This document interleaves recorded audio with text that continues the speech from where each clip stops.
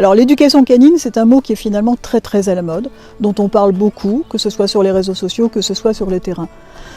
Cependant, on n'a jamais vu autant de chiens, depuis maintenant quelques décennies, qui présentent autant de problèmes de comportement.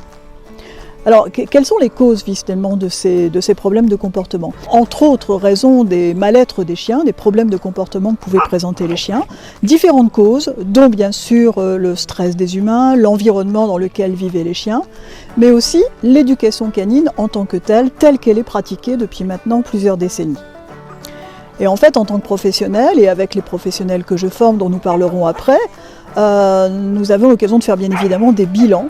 Et c'est au cœur de ces bilans, chaque fois qu'il y a un problème de comportement, on retrouve quand même une éducation canine qui a été faite, mais qui a été faite selon des principes coercitifs.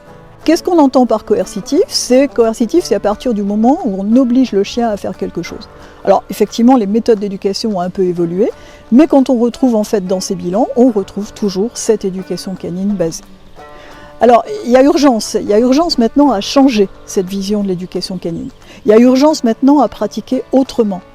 Alors bien sûr qu'on va continuer à éduquer les chiens, et c'est de plus en plus nécessaire justement dans le monde dans lequel nous vivons, mais il faut absolument modifier cette vision du chien pour pouvoir ensuite modifier l'éducation.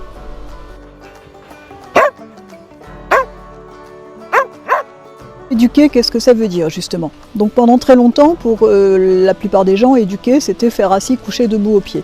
Éduquer, c'est pas ça. Éduquer, c'est amener le chien à pouvoir se comporter correctement, à être à l'aise, à être bien dans ses pattes, dans un environnement dans lequel il va devoir vivre. C'est ça le plus important. Et pour ça, ça demande obligatoirement de passer par un chien qui sera justement à l'aise, qui sera bien socialisé, et non pas nécessairement un chien qui soit hyper obéissant en ce sens.